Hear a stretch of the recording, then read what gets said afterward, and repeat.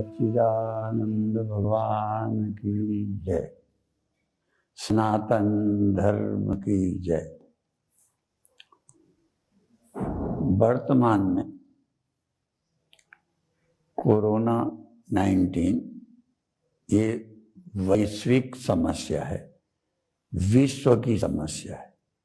सारा संसार प्रभावित है, पर अध्यात्म सदा से कहता है जो जन्म और मृत्यु से रहित, जो पैदा ही नहीं हुआ, जो समाप्त ही नहीं होता, और जो जो पैदा होता है वो नश्वर है। गुरुओं ने भी ये कहा है, जो उपजो सो विनशी है, परो आज की का। जो उत्पन्न हुआ है वो विनष्ट होगा, चाहे आज, चाहे परसों, चाहे कल। अर्थात उत्पन्न हुआ नष्ट होता है। हमारे ग्रंथों ने बताया, आदा बनते चयन नास्ति वर्तमाने भी तत्तथा। आदौ अंते, जो आदि में नहीं था, अंत में नहीं रहता, वो इस समय भी नहीं है। यही समझने की बहुत बड़ी जरूरत है। मान लो ये देह पहले नहीं था, ये देह आगे नहीं रहता, तो ग्रंथ कहते हैं वर्तमान में भी नहीं है। उदाहरण सरल करने के लिए कहते हैं, जैसे घड़ा पहले नहीं था, मिट्टी थी, घड़ा बाद में नहीं रहता, मिट्टी रहती है। तो ग्रंथ कहते हैं वर्तमान में भी घड़ा नहीं है। आदौ अंते चय नास्ति, जो पहले नहीं था, बाद में नहीं है, वो अभी भी नहीं है। तो जो अभी हमको घड़ा लगता है, तभी तो मौत है, तभी तो वो नहीं रहेगा, है ही नहीं। वर्तमान में भी मिट्टी है। अर्थात हम उस सत्य को जाने जो पहले था, अभी भी है, आगे भी रहेगा। गुरुओं ने एक जगह कहा, आद सच जुगाद सच है भी सच, नानक होशी भी सच। अर्थात सत्य तो था, है और रहेगा। तो ये सदैव सौम्येदम अग्रासी, पहले एक सत ही था, संसार नहीं था, और सत ही रहेगा, संसार नहीं रहेगा। अब सवाल है कि फिर इस समय क्या है? तो इस समय भी सत ही है, संसार नहीं है। इस समय भी ब्रह्म ही है। सर्वम खल्विदम ब्रह्म। पहले ब्रह्म था, बाद में ब्रह्म रहेगा। अब ब्रह्म के अलावा और कुछ ऐसा नहीं है। सर्वम खल्विदम ब्रह्म, सब ब्रह्म है। ये जो हुआ है ये भी ब्रह्म ही है, पर हमको ब्रह्म नहीं लगता, हमको ये जगत लगता है। इसी को माया कहते हैं, इसी को इल्यूजन कहते हैं। जैसे स्वप्न पहले नहीं था, बीच में दिखा, जागे तो गया। असल में वर्तमान में भी वो संसार था नहीं, वो एक ख्याल था, एक स्वप्न था। अर्थात जगत स्वप्न है। इसलिए शंकराचार्य कहते हैं, श्लोकार्धेन प्रवक्ष्यामि यदुक्तम ग्रंथ कोटि भी ब्रह्म सत्यम जगन मिथ्या जीवो ब्रह्मैव ना परा। जो करोड़ों श्लोकों में, ग्रंथों में कहा गया है, ऐसा लगता है जैसे शंकराचार्य कोई अहंकार से बोल रहे हैं। ऐसा नहीं है।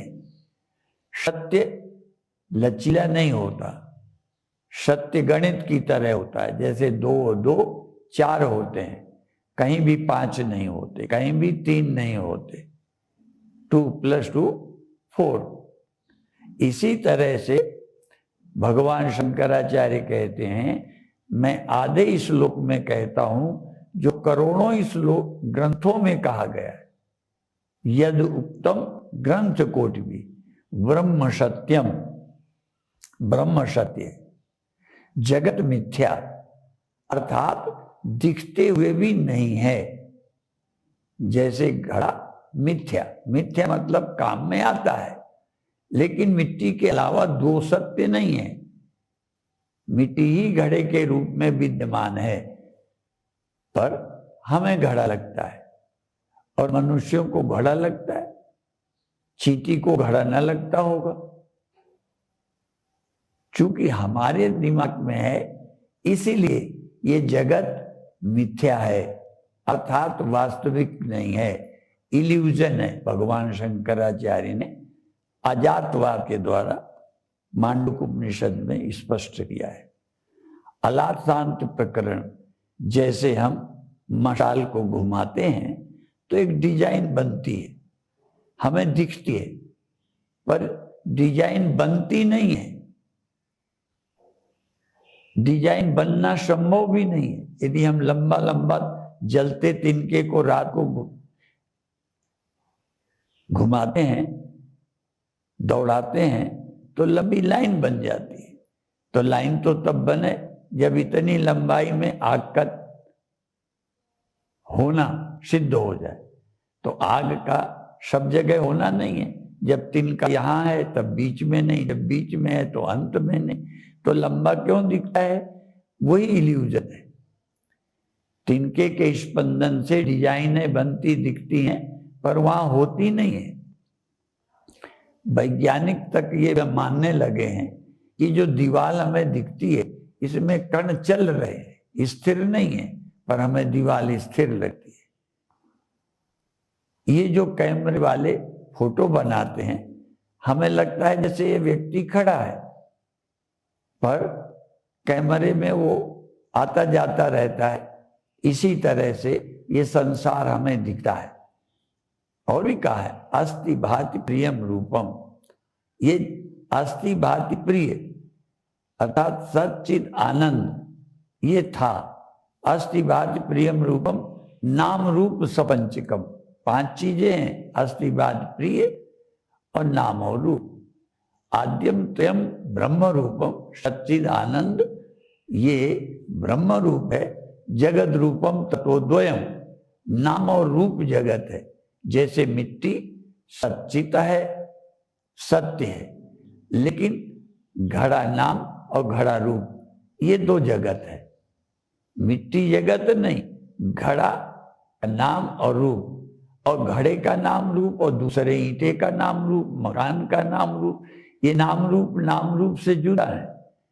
पर जो सत्य है वो हर नाम रूप में है। इसी तरह से संपूर्ण सृष्टि में परमात्मा सत्य समाया, बिना सत्य का कुछ नहीं। और भी रामायण में जासु सत्यता ते जड़ माया, भाष सत्य इव मोह सहाय। जासु सत्यता ते जड़, जिसकी सत्यता से जड़ माया भी सच्ची लगती है, सृष्टि भी सच्ची लगती है, पर सृष्टि सच्ची नहीं है, माया सच्ची नहीं है। सत्य तो अस्तित्व है। इसलिए हम उस सत्य को खोजें जो था, है और रहेगा। अनेक ग्रंथों में, भारत के सभी आध्यात्मिक ग्रंथ इसी बात को सिद्ध करते हैं। श्रीमद् भागवत में भी है, आमे वासमेव अग्रे।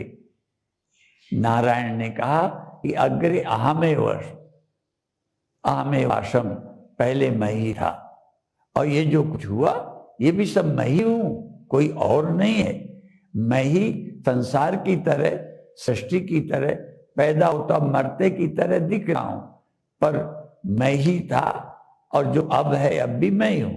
और इसके न रहने पर, ये जब न दिखने लगेगा, तब जो बचेगा वो मैं ही हूं।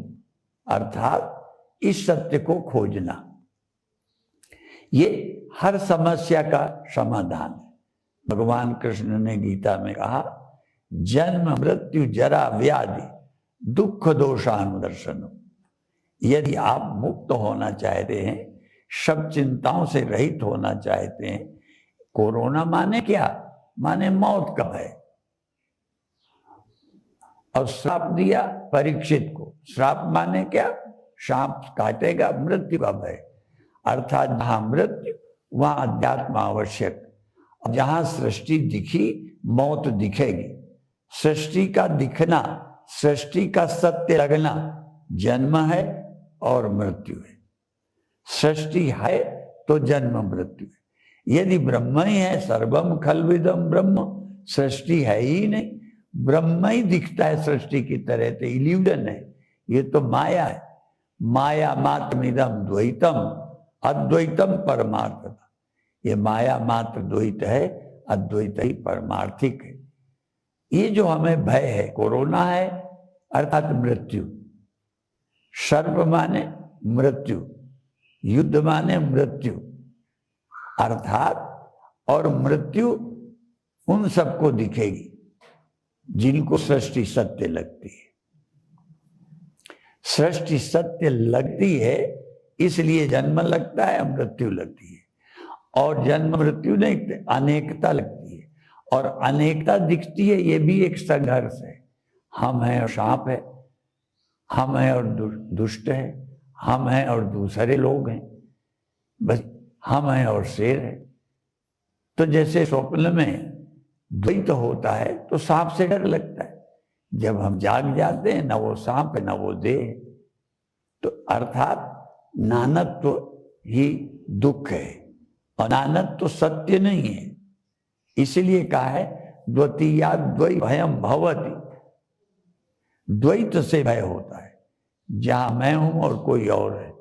हमारे गुरुदेव के समय आरती होती थी तो एक लेब, जिनकी कृपा से द्वैत दूर हो, जिनकी कृपा से अर्थात जिनके ज्ञान के द्वारा द्वैत दूर हो, अर्थात द्वैत की सत्यता दूर हो जाए। एक सत्य है अद्वैत। अद्वैत शब्द का अर्थ है द्वैत नहीं, एक, अद्वैत, अद्वैत अर्थात हम सदा द्वैत में फंसे हैं। इसलिए अध्यात्म कोरोना का ही उपाय नहीं है, संपूर्ण जगत में मृत्यु के ख्याल का इलाज है। चाहे वो कोरोना की हो, चाहे अन्य बीमारी से हो, चाहे प्राकृतिक बूढ़े होकर हो। इसलिए भरतरी शतक में भी एक ऐसा श्लोक है, ये मृत्यु है लेकिन वैराग्य में वह, ये नाशवान पदार्थ से मुक्त होना, इसकी आसक्ति जाना, इससे वैराग्य होना ही उपाय है, अभय है। और ग्रंथों में, गीता में अभयम सत्व संशुद्धि, ज्ञान योग व्यवस्थित, अभय आना, अभय आवश्यक है। हर प्राणी को अभय चाहिए और इसका उपाय मनुष्य मात्र के लिए अध्यात्म है। पशु को अध्यात्म स्पष्ट नहीं होता, वो भौतिक जीवन को ही देखता है, अर्थात जिन्हें भौतिक देह, भौतिक भूख प्यास आदि ही दिखती हैं और कुछ नहीं दिखता, सत्य नहीं दिखता, वो जानवर है। जो इस सत्य का अनुसंधान नहीं कर सकता वो मनुष्य नहीं है। इसलिए मनुष्य देह के लिए भी कहा, साधन धाम मोक्ष कर द्वारा, पाई न जे परलोक समारा, सो परत्र दुख पावई, शिर धुन धुन पछताए, कालय कर्मय ईश्वर मिथ्या दोष लगाए। अर्थात कोई कर्म को दोष देता है, कोई काल को दोष देता है, कोई ईश्वर को। ईश्वर हमारे पीछे पड़ा है, काल ने हमें ये कर दिया, और कोई कहेगा हमारे कोई कर्म ने। ये तीनों नहीं है। हम असल में सत्य से अपरिचित हैं और दोष देते हैं काल कर्म को। इसलिए सो परत्र दुख पावई, शिर धुन धुन पछता है।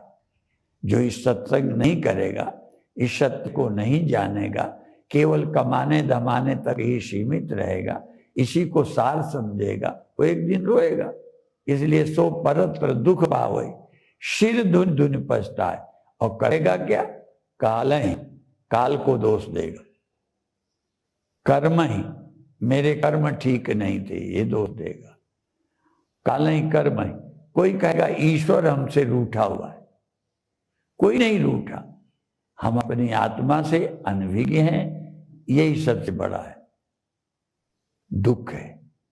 इसलिए भगवान शंकराचार्य ने तो आत्महत्या शब्द का प्रयोग किया है। आत्मा चेके आत्महनोजना, वो आत्महत्यारे हैं। जो आत्मा को नहीं जानते उन्होंने अपनी हत्या कर ली। क्यों? आत्मा को जानते नहीं, देह को मैं मान लिया, सत्य को जानते नहीं, सृष्टि को सत्य मान लिया और मरेंगे, दुखी होंगे। वो आत्महत्यारे। आत्महत्यारे शंकराचार्य की दृष्टि से वो नहीं है जो कुएं में गिर के मरता है, जो रेल की पटरी में कट के मर जाता है, जहर खा लेता है। असल में शंकराचार्य कहते हैं आत्महत्यारा वो है जिसने आत्मा को नहीं जाना, वो अपने को मार ही लेगा। क्योंकि आत्मा को जानता नहीं, सृष्टि को देह को मैं मानता है और देह का अभाव होगा तो मरेगा। इसलिए समस्या ईश्वर नहीं है, समस्या काल नहीं है। इसीलिए गुरुओं ने एक जगह कह दिया, कौन मुआ रे कौन मुआ, कौन मरता है कौन मरता है, कौन मुआ रे कौन मुआ, साधो करो विचारा। ऐ साधुओ विचार करो कौन मरता है। तो अज्ञान ही मृत्यु है। और गीता में भगवान ने कहा अज्ञानेनावृतम ज्ञानम तेन मुह्यन्ति जन्तवः। अज्ञान से ज्ञान ढका हुआ है, इसलिए लोग मोह में पड़े हुए। इसलिए हम जहाँ धन कमाते हैं, राजनीति करते हैं और सब काम करते हैं, सृष्टि चलाते हैं, शादी करते हैं, ये सब करो, लेकिन सत्य को जानो। इस सत्य को बिना जाने जो सृष्टि चला रहे हैं वो समझो अपने को दुख में गिरा रहे हैं।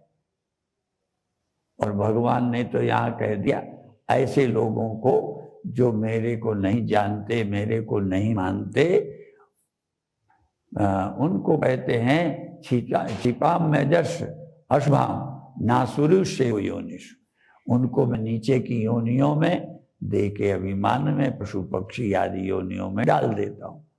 अर्थात अज्ञानी ही बार बार देह प्राप्त करके अनेक योनियों में जाता है। हमारे यहाँ तो यहाँ तक कह दिया कि यदि कोई कर्म के द्वारा स्वर्ग भी चला जाए तो छीणे पढ़ने पुण्य मर्त्य लोक विशंति, वहां से भी लौट आएगा। अर्थात ज्ञान के सिवा कोई और मार्ग नहीं है। कर्म तो लोक व्यवहार के लिए है, पर भगवान ने गीता में कह दिया कर्म छोड़ना नहीं है, ये जोर दे के कह दिया। लोकमान्य तिलक ने गीता रहस्य में कर्म पर ही जोर दिया, लेकिन गीता कर्म को आवश्यक मानते हुए कर्म छोड़ा नहीं जा सकता। भगवान कृष्ण ने भी कह दिया तुम्हारा व्यवहारिक जीवन भी नहीं चलेगा बिना कर्म के। शरीर यात्रा बिना सिद्धेत कर्मणा, कर्म के त्याग से तुम्हारा व्यवहारिक जीवन भी नहीं चलेगा। लेकिन व्यवहारिक जीवन तो पशु का भी चलता है, पर पारमार्थिक जन्म मृत्यु की भय से पार जाना है तो चाहे परीक्षित ने कथा सुनी सुखदेव के द्वारा, चाहे भगवान कृष्ण ने सुनाई अर्जुन को, समस्या में ग्रस्त था, युद्ध के मैदान में ऐसी स्थिति में आ गया तो भगवान ने गीता सुनाई और गीता सुनाकर ज्ञान में स्थित किया और फिर कर्म में प्रेरित किया। कर्म छोड़ना भी नहीं है और योगस्थ भी होना है, आत्मस्थ भी होना है, ब्रह्मस्थ भी होना है। अर्थात जो आत्मस्थ नहीं, स्थित प्रज्ञ नहीं है। योगा कर्मसु कौशल, कर्म तो करना पड़ेगा पर योगा कर्मसु कौशल, अर्थात कर्म में कुशलता है योग। कर्म तो सभी करते हैं, अज्ञानी भी कर रहे हैं, पर वो कुशल नहीं है क्योंकि योगस्थ नहीं है। तो यदि हमें शरीर है, कर्म करना है तो बंधन ना बने, तो इसके लिए क्या करना है? योगस्थ होना है, स्थित प्रज्ञ होना है, आत्मा राम होना है, निष्काम होना है, निर्द्वंद्व होना है और कर्म भी करना है। कर्म तो प्राकृतिक है, नेचुरल है, होगा ही, तुम करता नहीं हो। नान्यम गुणेभ्यः कर्तारम यदा दृष्टानुपश्यति गुणेभ्यश्च परम वेत्ति मद भावम शोधि गच्छति। भगवान ने कहा जब हम ये जान लेते हैं ये प्रकृति कर रही है, ये गुण, तीन गुणों वाली त्रिगुणात्मिका प्रकृति ये प्रकृति 3 गुण वाली है, लोहित शुक्ल कृष्णाम, अर्थात लोहित माने रजोगुण, शुक्ल माने सत्वगुण और तमोगुण। लोहित शुक्ल कृष्णाम, कृष्ण माने तामसी। ये 3 गुण वाली प्रकृति ही काम कराती है, गुणों के अलावा कोई करता नहीं। पर मनुष्य को भ्रम है, मैं करता हूं, ये मेरा पुत्र है इसलिए शोक कर रहा है, ये मेरा है, ये तेरा क्या है। ये प्रकृति ने शरीर बच्चे से जवान कर देती है, सृष्टि के लायक बनते, पशु पक्षी पेड़ पौधे सब फलते फूलते हैं, तो मनुष्य भी है। परंतु मनुष्य अहंकार के कारण, अहंकार विमूढ़ात्मा कर्ताहमिति मन्यते, अहंकार से मूढ़ व्यक्ति अपने को कर्ता मानता है और ये मानता है मैंने किया, ये मेरा बेटा, मैंने किया, ये मेरा आश्रम है, मैंने किया, ये मेरा मकान है, और फिर उन्हीं में फंस जाता है। जैसे मकड़ी जाला बिछाती है, कई बार अपने जाल में खुद फंस जाती है, ऐसे ही अज्ञानी व्यक्ति इन कर्म में फंस जाता है। जबकि कर्म प्रकृति करती है, तो अभी कैसे जाने कि ये प्रकृति कर रही है, ये गुण कर रहे हैं। नान्यम गुणेभ्यः कर्तारं यदा दृष्टानुपश्यति गुणेभ्यश्च परम वेत्ति मद्भावं शोधि गच्छति। जब ये दृष्टा गुणों को करता जानता है, अपने को नहीं जानता, तब यह दृष्टा अपने स्वरूप को अर्थात ब्रह्म भाव को, भगवान ने कहा मद्भावं शोधि गच्छति, वो परमात्मा हो जाता है, ये नर नारायण हो जाता है। ये भी आम लोग नहीं मानते। कई लोग तो नारायण ही नहीं मानते, भगवान ही नहीं मानते, भगवान होना कैसे मानेंगे। अर्थात ये नर मनुष्य जन्म मरण वाला ब्रह्म हो जाता है, ब्रह्म भूयाय कल्पते, ये ब्रह्म हो जाता है, ब्रह्म भूतोधिगच्छति, तो ये ब्रह्म हो जाता है।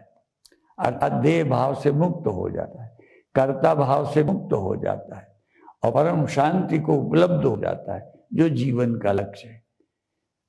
जीवन का लक्ष्य और कुछ करना नहीं है, पर और कुछ करेंगे तभी देह होगा, तभी बंधन लगेगा। संत विनोबा ने कहा है, वो कहते हैं मृत्यु अमृत धन मृत्यु बराबर अमृत। उन्होंने ये नहीं कहा कि अमृत धन मृत्यु बराबर जन्म, अमृत और मृत्यु दोनों नहीं।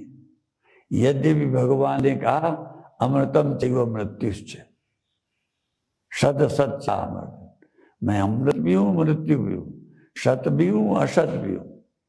ऐसा और कौन दर्शन है, कौन चिंतन है जो सब कुछ मैं ही सब, मैं ही ब्रह्म हूं, सर्वम खल्विदम ब्रह्मा, मैं ही सब कुछ हूं। ऐसा समझना कोई खेल नहीं है। ये आम कॉलेजों में नहीं पढ़ाया जाता, कोई इसके प्रोफेसर नहीं है, ये तो सत्संगति में प्राप्त होता है। इसलिए हमको चाहिए कि हम सत्संग करें। बहुत अच्छे अच्छे संत हुए हमारे यहाँ। एक प्रज्ञाचक्षु स्वामी शरणानंद जी हुए, उन्होंने सत्संग सुधा लिखा। उन्होंने मानव की मांग एक पुस्तक लिखा, मानव की मांग, मानव की आवश्यकता नहीं, मानव की मांग। मानव की आवश्यकता रोटी भी है, कपड़ा भी है, मकान भी है, सभी कुछ है, लेकिन मानव की मांग रोटी कपड़ा मकान नहीं है। मृत्यु से पार जाना है, और मृत्यु से पार जाने के लिए सत्संग सुधा है, सत्संग अमृत है। और सत्संग किसका? उपनिषदों का, गीता का। और भगवान शंकराचार्य ने यूं तो कुछ ग्रंथ स्वयं भी लिखे हैं, पर उनका लक्ष्य कोई नया ग्रंथ बनाना नहीं, उनका लक्ष्य नया संप्रदाय बनाना नहीं, उनका लक्ष्य नया मजहब खड़ा करना नहीं। उन्होंने वैदिक सत्य को स्पष्ट किया है, सारी शक्ति वैदिक सत्य को स्पष्ट करने में लगाई, भाष्य लिखे और यहाँ तक उसके लिए कुछ ग्रंथ भी लिखे। तो भगवान शंकराचार्य देश के, भारत के उद्धारक। अब भारत के ही नहीं, ये बार बार जो कहा जाता है भारत जगत गुरु है, जगत गुरु। कई लोग आज कहते हैं जगत गुरु था, है और जगत गुरु रहेगा। अर्थात अनेक देश हैं, कई देश राजनीति प्रधान है, इंग्लैंड वगैरह, ब्रिटिश वगैरह राजनीति प्रधान रहे, अमेरिका वगैरह धन प्रधान रहे, भारत अध्यात्म प्रधान देश है। इसलिए अध्यात्म विद्या भारत की है। भगवान ने ये भी कह दिया अध्यात्म विद्या विद्या नाम, सभी विद्याएं जरूरी हैं पर अध्यात्म विद्या में विद्या हूं। और तो भगवान ने जब अपना इस तरह का वर्णन किया कि मैं किन किन रूपों में प्रकट होता हूं, मुझे मेरा स्मरण कर सकते हो, तो उसमें एक बात ये भी कह दी भगवान ने, ये आश्चर्य है, रामा शस्त्र प्रतामा, शस्त्रधानियों में राम मैं हूं। धन्य है भगवान जो ये कहते हैं शस्त्रधारियों में राम, अर्थात जिनका शस्त्र निर्दोषों पर नहीं उठता, उनका हथियार किसी दिन गरीब के लिए नहीं होगा, गौ गरीब को मारने के लिए नहीं है, अर्थात वो दुष्टों के लिए होता है। तो इसलिए अर्थात ये है कि हमारा राम के लिए भगवान ने कहा शस्त्रधारियों में राम की याद की, क्योंकि राम ने शस्त्र निर्दोषों पर कभी नहीं उठाया। अर्थात हमें चाहिए, इसी तरह देश में एक नियम है, लाइसेंस दिया जाता है तो किसके लिए कि दुरुपयोग न करें। तो इसी तरह से हम शरीर का दुरुपयोग न करें, इंद्रियों का दुरुपयोग न करें, शास्त्र के अनुसार तन मन का उपयोग करें और कामनाओं में अंधे होकर मनमानी न करें। हम इसलिए यस्य सर्वे समारंभा काम संकल्प वर्जिता, जिसके सभी कर्मों के आरंभ कामना और संकल्प के बिना होते हैं, अर्थात प्रकृति से होते रहते हैं, स्वयं कोई कामना नहीं, स्वयं कुछ पाना नहीं, ऐसी पूर्णता को प्राप्त व्यक्ति ही गुरु होता है। इसलिए ऐसे लोगों को जगत गुरु कहते हैं। जगत गुरु का यह अर्थ नहीं है कि जगत के लोग उनको मान ही लें, लेकिन जगत भर को चाहिए ऐसे लोगों को गुरु माने जिनमें कोई इस तरह कामना नहीं है, स्वार्थ नहीं है, मेरे तेरे में फंसे नहीं है, पूर्णता को प्राप्त है, उनके मार्गदर्शन में चले।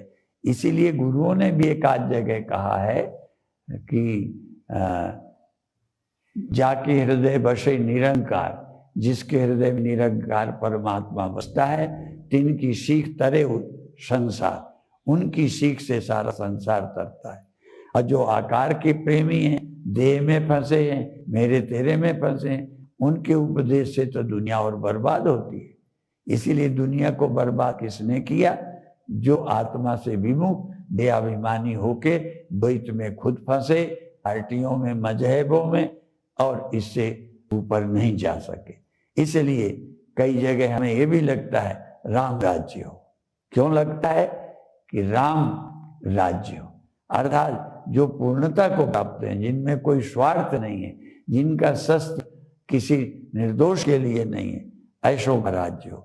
अर्थात संपूर्ण सृष्टि आध्यात्मिक हो, विश्व में अध्यात्म का राज्य हो, आध्यात्मिक राज्य हो, यही परम आवश्यक है। इसलिए हम क्या बताएं? आपकी श्रद्धा है ये नहीं है। भगवान ने कहा जिनकी श्रद्धा नहीं होती वो कैसे पहुंचेंगे? इसलिए श्रद्धावान लभते ज्ञानम, श्रद्धावान इस सत्य तक पहुंच जाते हैं। इसलिए हमारे यहाँ शास्त्रार्थ की छूट है, पर वितंडा नहीं, हराने के लिए शास्त्रार्थ नहीं, सत्य को प्राप्त करने के लिए।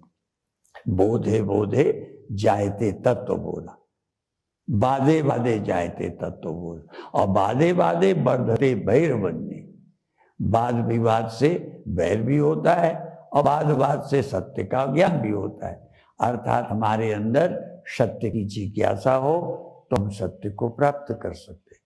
आज बड़ी आवश्यकता है। दुनिया में अनेक बुद्धियां, अनेक मत, अनेक पार्टियां, अनेक तरह की सोच है। इन सभी समस्याओं का समाधान कौन करेगा? अध्यात्म करेगा। और सच्चे अध्यात्म की निष्ठा हो। एक जगह हमने कहा अश्वम शस्त्रम च शास्त्रम च विद्यावाणी नरश्च नारी च पुरुष विशेषम प्राप्ता भवन्ति योग्यास्य योग्या। अश्व, शस्त्र, शास्त्र, विद्या, वाणी, नर और नारी, ये जिसके पास होते हैं वैसे ही हो जाते हैं। यदि ठग के हाथ में शास्त्र लग जाए तो धंधा करेगा, गलत के हाथ में हथियार पड़ जाए तो नुकसान करेगा। इसलिए अश्व, शस्त्र, घोड़ा कैसा? जैसा मालिक। इसलिए ट्रेंड करे तो घोड़ा नाचता है। तो अश्व, शस्त्र, शास्त्र, विद्या और वाणी, ये जो वाणी है इसके द्वारा ही हम लड़ाई झगड़ा पैदा करते हैं। इसलिए कहा ऐसी वाणी बोलिए मन का आपा खोए औरन को शीतल करे आपो शीतल हो। अर्थात हमें वाणी तो मिल गई पर बोलना नहीं आया। इसलिए बहुत भाग्यशाली वो लोग हैं जो न तन का सदुपयोग करते हैं, मन और तन का सदुपयोग करते हैं। ये सदुपयोग, कई लोग तो कहते हैं इंद्रियों का सदुपयोग ही धर्म है और इंद्रियों का दुरुपयोग ही अधर्म है। जैसे शस्त्र का सदुपयोग धर्म है, शस्त्र का दुरुपयोग अधर्म है, ऐसे ही इंद्रियों का सदुपयोग धर्म है, इंद्रियों का दुरुपयोग अधर्म है। ये सब हमारी इंद्रियां मित्र हैं हमारे, और यही हमारी शत्रु। यदि हमारे वश में है तो हमारी मित्र है। और कोरोना के समय पर भी हम इंद्रियों पर कंट्रोल करें, नियमों का पालन करें, ये आवश्यक है, तो हम कोरोना पर विजय प्राप्त कर सकते हैं।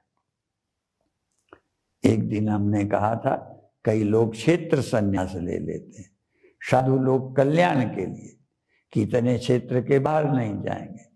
तो इसी तरह से कोरोना में भी हम अपनी इंद्रियों को वश में करें, मनमानी ना करें, जहां नहीं मिलना भी उनसे बच के रहें। शरीर से, आत्मा से तो हम सब में मिले ही हुए। हाँ, यहाँ तक अपने अंगों को भी कहा गया कि अपने हाथ से गलत चीज छूकर अपनी आंखों और मुख में मत फेरो। अर्थात ये कंट्रोल आदत पड़ जाती है। ऐसे ही एक जगह का विविक्त देश सेवित्वम, एकांत में हो, क्योंकि हम मिले जुलेंगे तो दूसरे के रोग हम पर या हमारे को दूसरे को लगा देंगे।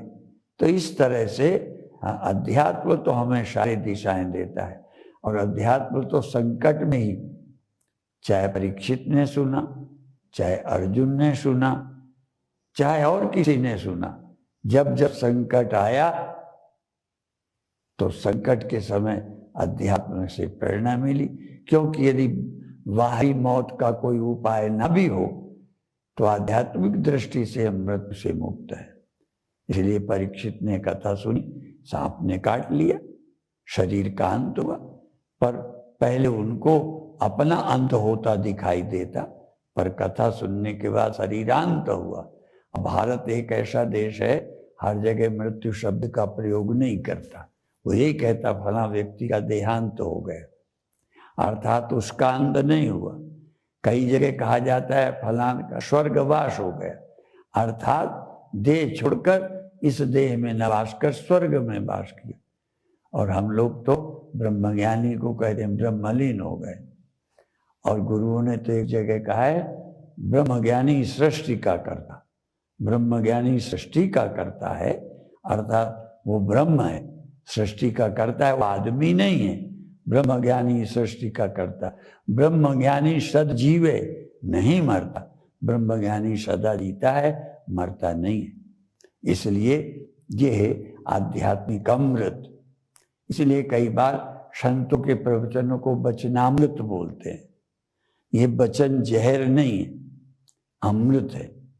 अर्थात आध्यात्मिक भगवान शंकराचार्य ने जो हमें भाष्य किए, टीकाएं की, हमें उपदेश किया, दिग्विजय यात्राएं की, 4 मठों की स्थापना की, तो राज्य करने के लिए नहीं की, मठों की स्थापना करके सब जगह शंकराचार्य बिठाए और देश में धर्म का प्रचार हो, विश्व में। और हम लोग तो कहते हैं सोए सोए चरित्र शिक्षेण, केवल मुख से तो बहुत बोलने वाले लोग होते हैं, पर कुछ लोगों ने कहा मुख से नहीं, सोए सोए चरित्र शिक्षे, अपने अपने चरित्र से शिक्षा दें। हमारे अच्छे संत स्वामी गीतानंद जी थे, वो कहते थे जो आप जबान से बोलते हैं कहीं आपके हृदय में होता, कर्म से एक होते हैं संत आध्यात्मिक। और मनस्यन्यत वचस्यन्यत कर्मण्यन्यत दुरात्मना, दुष्ट कौन है? जो मन में कुछ और है, जबान में कुछ और है, आचरण में कुछ और है। इसलिए ऐसे लोगों से सावधान रहो। और अब मैं अधिक क्या कहूँ, इतना ही कहकर समाप्त करता हूँ। कहना थोड़ा, समझना बहुत। यदि आपके काम का हो तो ले लेना, नहीं अच्छा है तो सब छोड़ देना। कई बार लोग लेटर भेजते हैं तो यदि कोई ना ले तो वापस चला जाता है। तो इसी तरह से यदि मेरी बात आपके काम की हो तो रख लेना, नहीं मेरी चीज मेरे को वापस कर देना। ओम शांति शांति शांति।